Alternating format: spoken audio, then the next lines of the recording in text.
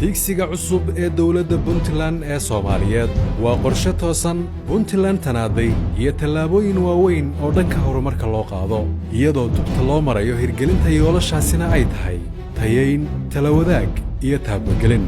tusaalena waxa ay noo ku filan boqolkii maalmood ee tegey iyo guulaha la taaban karo ee ay xukuumadda cusub ee Puntland ku tallaabsatay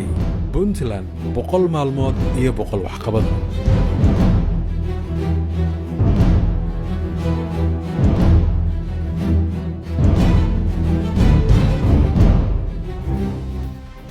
madaxweynaha Puntland Siciid Cabdulaahi Deni iyo madaxweyne ku-xigeenka Axmed Cilmi Cismaan Karaash waxaa la doortay 8 Janaayo sanadkan 2019 maalintaasi waxay dadka reer Puntland u ahayd mid taariikhi ah madaxda cusubna waxay u ahayd bilowga tallaabada koowaad ee ay ugu adeegayaan shacabkooda saacada gudahood isaga oo nasan wuxuu madaxweyne Deni qaaday tallaabadii koowaad ee waxqabad wuxuuna markiiba xakameeyey kharashka ka baxa bangiga iyo dhammaan akoonnada dawladda si loo ilaaliyo hufnaanta hantida shacabka loogana baaqsado musuqmaasuq iyo wax isdabamarin maalmaha dabaaldegga iyo hambalyada kadib madaxweyne Deni wuxuu markiiba sabab u noqday isu soo dhoweynta madaxda siyaasadda ee Soomaaliyeed iyadoo caleemasaarkiisu ahaa mid kulmiyey madaxda dawladda federaalka mucaaradka iyo madaxda dawladaha xubnaha ka ah federaalka wuxuu ahaa waa bariyey oo qof walba dhinaciisa ka bogaadiyey in madaxda cusub ee Puntland ay abuureen fursad midaynaysa Soomaali taas oo midho dhalkeeduna uu noqday in la iscafiyo isaga oo ka duulaya halku-dhiggiisii olole ee tayayn iyo tiigsi madaxweyne Deni wuxuu soo dhisay xukuumad tayaysan oo markiiba tisqaaday waxaa hore laga bilaabay qorshayaasha dawladda cusub oo ay meel sare uga jiraan wax ka qabashada amniga dhaqaalaha horumarinta iyo dimuqraadiyadda si loo taabageliyo yoolasha xukuumadda cusub Maaj 12keedii 2019 madaxweyne Deni wuxuu furay shirka jihaynta xukuumadda cusub si qorshaha xukuumadda loogu jaangooyo 8 yool iyo 66 ballanqaad ee madaxweynaha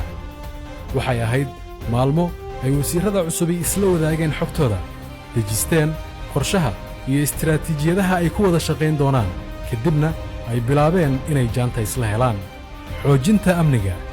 waa hubaal in amnigu uu yahay yoolka koowaad ee xukuumadda sidaas darteed madaxweynuhu wuxuu wakhti yar gudihiis ku bilaabay qorshe tirakoob si loo helo ciidan tirsan oo tayaysan guddiyo arrintaas loo saaray ayaana ka howlgalay xarumaha ciidamada ee dawladda tallaabooyinka horumarinta amniga ee ay qaaday xukuumaddu waxaa ka mid ah in la tababaray ciidamo cusub oo qayb ka noqday booliska iyo in la bilaabay hirgelinta xeryo lagu tababarayo ciidamada dawladda Puntland xarumahaas oo laga dhagax dhigay gobollada Karkaar Sanaag iyo Mudug waxay dawladdu ka jawaabtay markiiba xaaladdii amni ee magaalada Boosaaso iyadoo la dejiyey istiraatiijiyadda guud ee amniga gobolka Bari taas oo ay si joogto ah fulinteeda isaga kaashanayaan guddi ka kooban wasiirro maamulka gobolka Bari kan degmada Boosaaso saraakiil ciidan madaxda dhaqanka iyo guddiyada xaafadaha howlgallo ciidan oo qorshaysan ayaa halkaas laga fuliyey iyadoo ay natiijaduna noqotay in dadka shacabka ahi ay dareemaan isbeddel amni oo soo celiyey firfircoonidii dhinac walba ee magaalada isbeddel ayaa lagu sameeyey hoggaanka talisyada qaybaha booliska ee gobollada Bari Nugaal iyo Mudug waxaana dhammaan lagu saleeyey kormeero iyo la tashiye lala sameeyey khubarada iyo waxgaradka bulshada dhinaca kale waxaa la xoojiyey wada shaqaynta shacabka iyo laamaha amniga dawladdu waxay xil weyn iska saartay xakamaynta iyo dabargoynta faldambiyeedyada waxaana xukun lagu riday eedaysanayaal lagu helay dembiye isugu jiray dil iyo kufsi gaar ahaan kiiskii Caayisha Ilyas oo ahayd ardayad da'yar oo kufsi iyo dil loogu geystay degmada Gaalkacyo dawladdu waxay ka jawaabtay daandaansi uu maamulka Somaliland ka sameeyey gobolka Sanaag ciidamada dawladda Puntland oo ay garab taagan yihiin shacabka gobolka Sanaag ayaa adkeeyey difaaca waxaana halkaasi booqday wasiirro iyo saraakiil ciidan iyadoo ay natiijaduna noqotay in saraakiishii ciidamada Somaliland ee gobolka Sanaag ay isxasileen dhammaan ciidankoodiina ku soo biiriyeen Puntland tallaabadaas oo ay shacabka gobolku bogaadiyeen dibadbaxyo waaweynna ku soo dhoweeyeen madaxweyne ku-xigeenka Puntland Axmed Cilmi Cismaan Karaash iyo wafdi wasiirro ah oo uu horkacayo ayaa booqday fariisimaha ciidamada Puntland ee aagga deegaanka Afurur si qiimayn loogu sameeyo xaaladda ciidamada iyo baahiyaha ay qabaan looguna bogaadiyo shaqada adag ee ay dalkooda iyo dadkooda u hayaan. maaliyadda iyo dhaqaalaha. kor u qaadista dhaqaalaha Puntland, hirgelinta mashaariicda maalgashi iyo ilaalinta hufnaanta maaliyadeed waxay lafdhabar u tahay qorshaha xukuumadda cusub ee doonayso in lagu saleeyo xoojinta dhaqaalaha iyo wax soo saarka Puntland. waxay dawladdu dejisay istaraatiijiyadda hufnaanta maaliyadda si loo tayeeyo habka loo maamulo hantida dawladda, loo dardargeliyo isla xisaabtanka, loona xakameeyo kharashaadka dawladda. madaxweyne Deni wuxuu amar ku joojiyey makiinaddii lacag daabicista iyo cashuurdhaafka aan daruuriga ahayn si meesha looga saaro wax kasta oo horseedi kara sicir barar caqabadna ku noqon kara kobaca dhaqaalaha.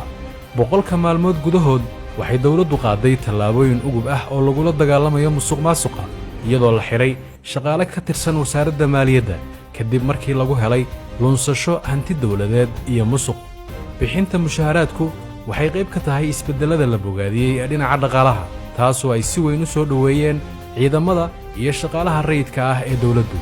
waxaa kormeer iyo u kurgelid heer gobol ah lagu sameeyey xarumaha dakhli ee dawladda Puntland si wax badan looga ogaado habsami u socodka hawlaha dakhli ururinta.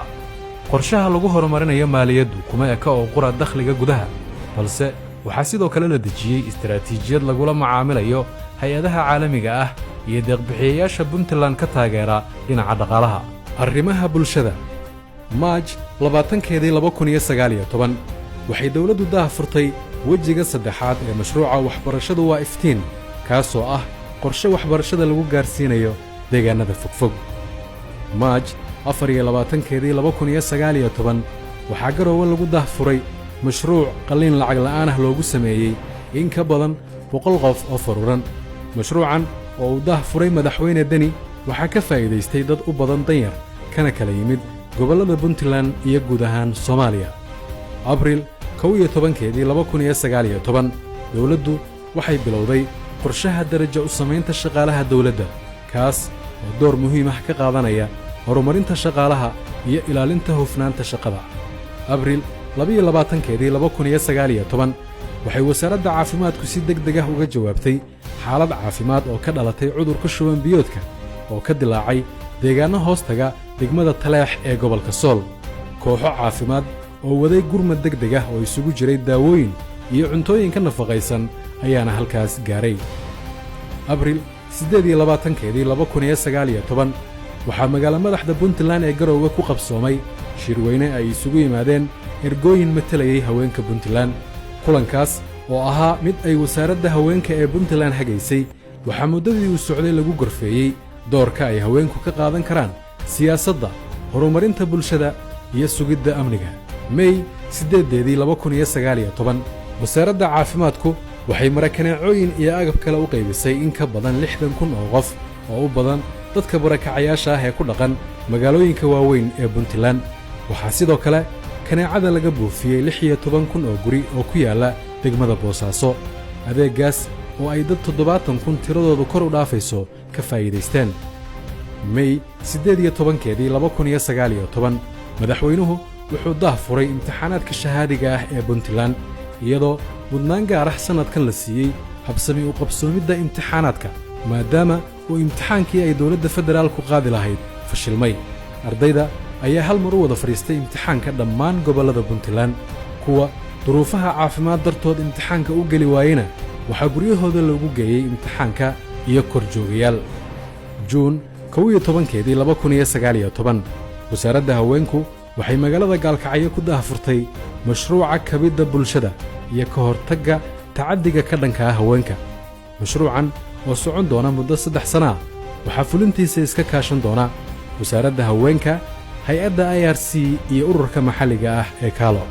wadatashiga dawladda iyo shacabka. dawladdu waxay door muhiim ah siisay kor u qaadista kalsoonida shacabka iyo wadatashiyada lala yeelanayo waxgaradka iyo qaybaha kala duwan ee bulshada. waxaana uu madaxweyne Deni aad u dhageystay baahiyaha jira si uu ugu saleeyo mudnaanta qorshayaalka waxqabad ee xukuumaddiisa. gobolka Nugaal safarkiisii ugu horreeyey ee dhinaca dhulka ah, madaxweynuhu wuxuu la fadhiistay oo taladooda iyo baahiyahoodaba dhageystay bulshada degmooyinka gobolka Nugaal ilaa uu ka gaaray xarunta gobolka Karkaar ee Qardho. gobolka Karkaar madaxweynuhu wuxuu kormeeray xarumaha dawladda iyo kuwa arrimaha bulshada ee magaalada Qardho. kadibna wuxuu kulamo gooni ah la qaatay qaybaha kala duwan ee bulshada gobolka isagoo garowsan ahmiyadda ay tala wadaagga iyo isxog waraysigu u leeyihiin xoojinta kalsoonida ay shacabku ku qabaan dawladda gobolka bari waxgaradka aqoon-yahanada madaxda dhaqanka iyo ururada bulshada ayay dawladdu kulamo kula qaadatay magaalooyinka Carmo iyo Boosaaso si la isula ogaado xaaladda guud ee gobolka waxqabad ka socda iyo tallaabooyinka u baahan in la sii ambaqaado gobolka Mudug muddadii uu madaxweynuhu ku sugnaa gobolka Mudug wuxuu kulamo la qaatay dhaqanka culimada siyaasiyiinta dhalinyarada haweenka iyo qaybaha kala duwan ee bulshada kulamadaas ayaana horseeday in isbeddel lagu sameeyo maamulka gobolka Mudug lana dardargeliyo maamul wanaagga sarreynta sharciga iyo xoojinta nabadgelyada horumarinta si gaar ah waxay xukuumadda cusub tixgelin u siisay in la dardargeliyo mashaariicda horumarineed ee socda lana soo xirageliyo mashaariic kale oo hor leh si shaqo abuur loogu sameeyo bulshada loona kobciyo dakhliga dawladda qorshaha horumarinta waxaa lagu bilaabay in dib loo soo celiyo mashaariicda horumarineed ee ay xayiraaddu saarnayd kuwaasoo uu ka mid ahaa mashruuca lagu dhisayo marinka gaalkacaya Garowe ee ay dhaqaalaha ku baxaya dawladda Jarmalku ku deeqday dawladdu waxay sidoo kale sii dardargelisay mashruuca ballaarinta dekedda Boosaaso iyo mashruuca dhismaha dekedda Garacad labadan mashruuc oo ahmiyad weyn u leh horumarinta kaabayaasha dhaqaalaha ee Puntland iyo guud ahaan Soomaaliya March 16 2019 madaxweynuhu wuxuu xariga ka jaray kaydka shidaalka diyaaradaha ee garoonka General Maxamed Abshir ee Garowe March 19 2019 waxay dawladdu daahfurtay mashruuca maamulista biyaha iyo khayraadka badda ee Puntland mashruucan oo qiimo weyn ugu fadhiya horumarinta nolosha dadka iyo ilaalinta deegaanka March 30 2019 madaxweynuhu wuxuu xariga ka jaray wajiga koowaad ee dhismaha marinka ceel daahir ceere gaabo isagoo isla xilligaasna dhagax dhigay wajiga labaad ee laamisaarista Abriil 6 2019 wuxuu madaxweynuhu dhagax dhigay mashruuc xaafad casri ah looga dhisayo degmada Boosaaso isla maalintaas wuxuu madaxweynuhu sidoo kale dhagax dhigay mashruuca xalka waara oo ah mid 200 oo guri loogu dhisayo barakacayaasha iyo garoonka kubadda cagta ee isla degmada Boosaaso Abriil 15 2019 madaxweynaha Puntland iyo wasiirka duulista iyo garoomada Xuseen Cismaan Lugator ayaa magaalada Dubai kulan kula qaatay madaxda shirkadda duulimaadyada ee Fly Dubai kulankaas oo ay ujeedadiisu ahayd sidii shirkadda Fly Dubai ay duulimaadyo uga samayn lahayd garoomada diyaaradaha caalamiga ah ee Puntland Abriil 20 2019 wasaaradda deegaanku waxay dhagax dhigtay 5 biyo xireen oo laga hirgelinayo inta u dhaxaysa deegaanada Jalam iyo Xarfo sidoo kale waxay wasaaraddu dhamaystirtay biyo xireenno ay tiradoodu 10 gaarayso oo ku kala yaala gobollada Nugaal Mudug Bari Karkaar Highland iyo Sanaag Abriil 29 2019 wuxuu madaxweyne Deni magaalada Garowe ku daahfuray shirka kalluumaysatada Soomaaliyeed kaasoo ay ka soo qayb galeen iskaashatooyinka kalluumaysiga iyo wasiirada wasaaradaha kalluumaysiga dawladda federaalka iyo dawladaha xubnaha ka ah federaalka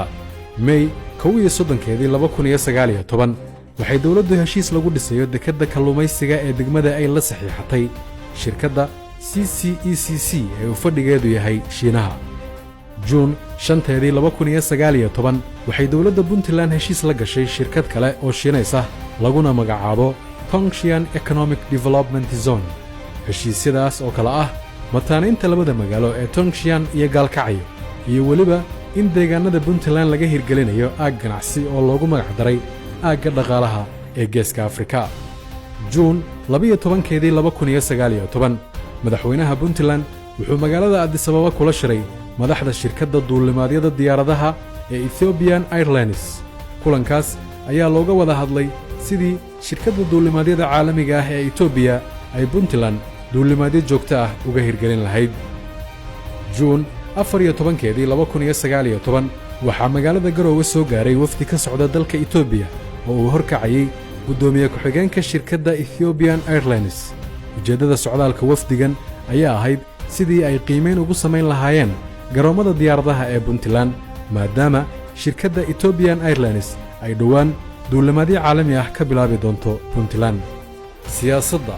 siyaasadda iyo guulaha laga gaaray waxaa salo ah in Puntland ay hogaamisay siyaasadda wada hadal iyo wada shaqayneed ee dalka kadib calaamasaarkii kulmiyey dhammaan dhinacyada Soomaalida waxay dawladdu ciyaartay door siyaasadeed oo dheellitiran kaas oo sababay in Puntland ay noqoto meel lagu soo hirto